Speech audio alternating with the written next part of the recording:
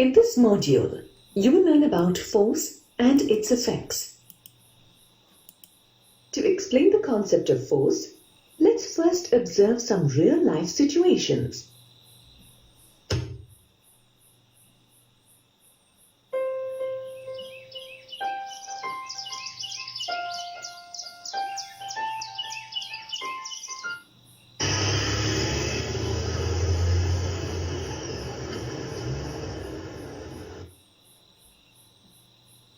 What do you think these people are trying to do? They are trying to perform some tasks requiring force. The first task involves force in kicking a ball and setting it in motion. The second requires force to roll a boulder off the cliff. In the third, force is being applied to try and to stop a moving bus. Thus, if we use these examples to define force, force is an agent that tries successfully or unsuccessfully to move a body which is at rest or to stop a moving body. This child is applying force, trying to stop the dog from breaking free of the leash. If you have ever taken a dog for a walk, you have probably had a similar experience. A dog that is eager to get away can apply a considerable amount of force on the leash. You can say that a force is being exerted on the bodies in both these cases. So, here two forces are combined. Let's look at each aspect of change induced by force one by one. A push to a stationary shopping cart sets it in motion. A child uses force to pull a box of toys on the floor. A football goalkeeper applies force on a fast-moving ball to stop it and save a goal. In all these cases, the state of rest or of motion of an object is changed. On a hockey field, when the ball is passed from one player to another towards the goal, players use their hockey sticks to guide the ball. Do you notice that as the ball is guided with the hockey stick, it often changes its direction of motion? This change in direction is also a result of the force applied on the ball through the stick. How does force affect the shape of an object? You may have noticed how a balloon man creates figures from balloons. They do that by squeezing the balloons in different places on the balloon. By squeezing, they are applying force on the balloon.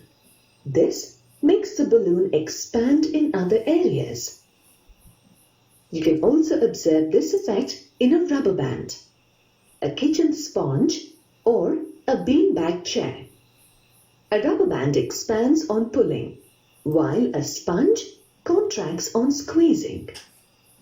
Beanbags are popular because they take different shapes depending on the position of the person sitting on them.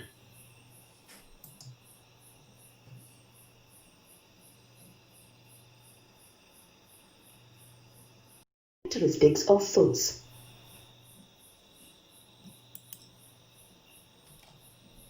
How do we identify force? You identify force using its four characteristics: magnitude, line of action, nature, and point of application.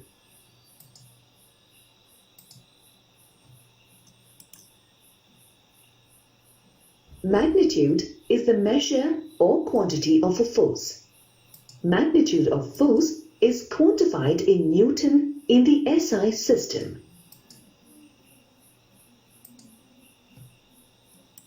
This man had no problems pushing the smaller block, but he seems to be struggling with the larger block.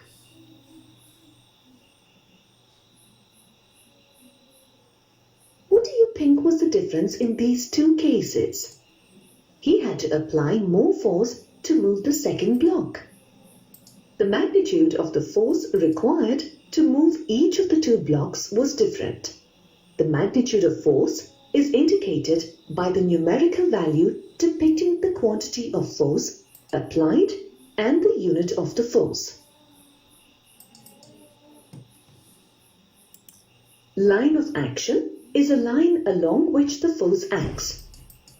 Consider a book kept on a table. Do you think it exerts any force on the surface of the table? In fact, its weight acts as a force downwards on the table. You can say that the line of action of this force is downwards. However, if you try to push the book, you need to apply force horizontally. Therefore, the line of action of the force applied on the book will be horizontal. Can the line of action be horizontal or vertical? Not just horizontal or vertical. Line of action can also be inclined. For example, when a golfer hits a ball, he applies force at an angle from a horizontal surface. Hence, the line of action in this case is inclined. A force can be a push or pull force by nature.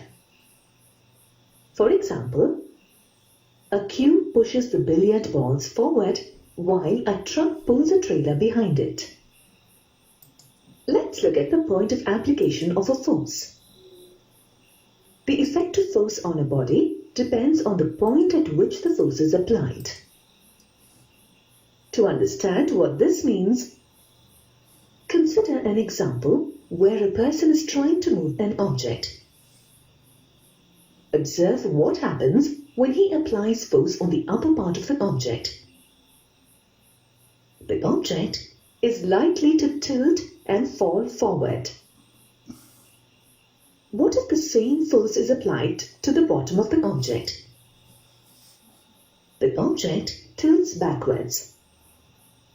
In fact, it is likely to fall back on the person pushing it. The third situation is where the man directs his force to the middle of the object. On applying the force at this point, he is able to move the object.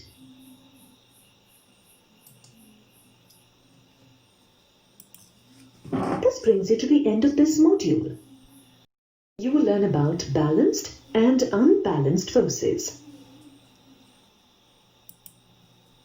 So far, you have seen effects of single forces in terms of pulling and pushing.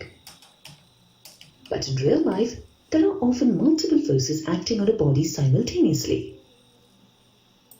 For example, in this case, there are an equal number of people on both sides. So, the force applied on one side of the rope is being counteracted by the force applied by the other side of the rope. That is, the force on both sides is balanced. Does that mean there will be no movement if the forces are balanced? In such cases, we must consider the result of the multiple forces acting on the body. This resultant force is called the net force. Net force is the sum of all the forces acting on the body. The magnitude and direction of the net force on the body depends on the magnitudes of the individual forces and their directions.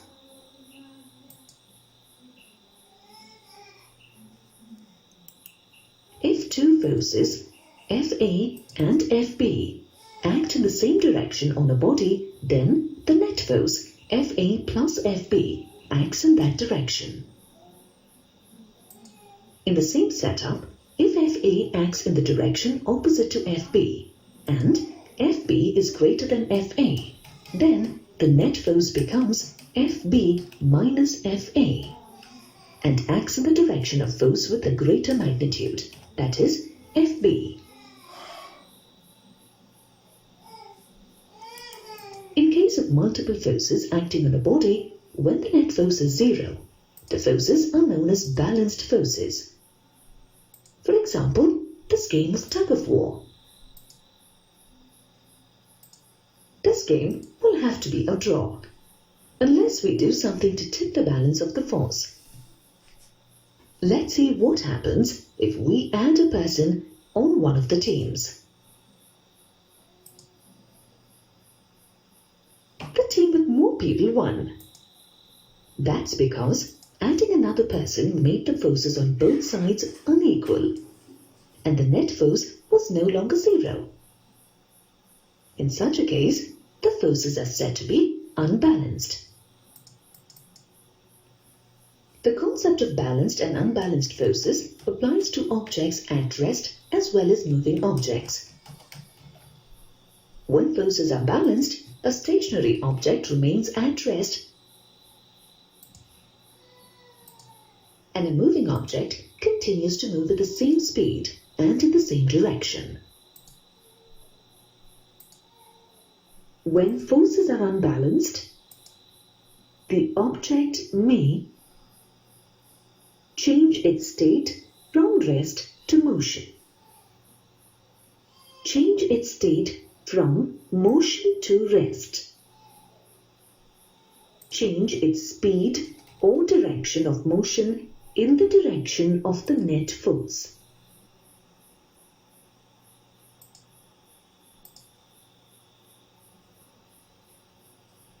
We will learn about friction.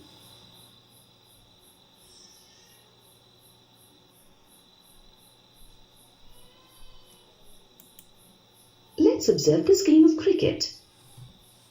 As you can see, the ball, when hit by the batsman, slows down and stops after only a certain distance. Do you see any force being applied to stop the ball? Ideally, the ball shouldn't stop. No one applied any force to stop it. The ball stopped due to a force called friction. Friction is the force resisting the relative motion of two bodies that acts along the surfaces it contacts.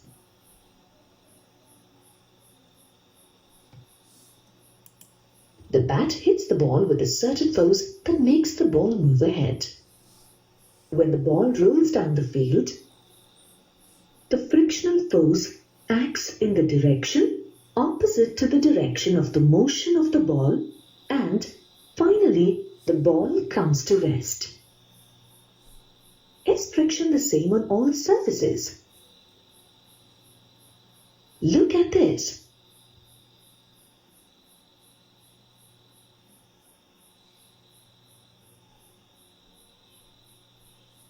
It needed a lot of force to push the block in the first case.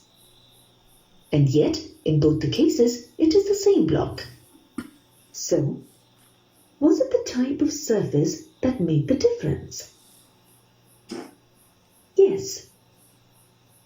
Rough surfaces offer more friction, while smooth surfaces offer minimal friction. That's why, when you try pushing a wooden block kept on a rough surface, you need to apply a relatively large amount of force to move it. Conversely, if you push the same block on a wooden surface, it requires relatively less amount of force to move. Almost everywhere around you. Some examples are objects lying on a slightly inclined plane, pens, pencils, and chalk in use.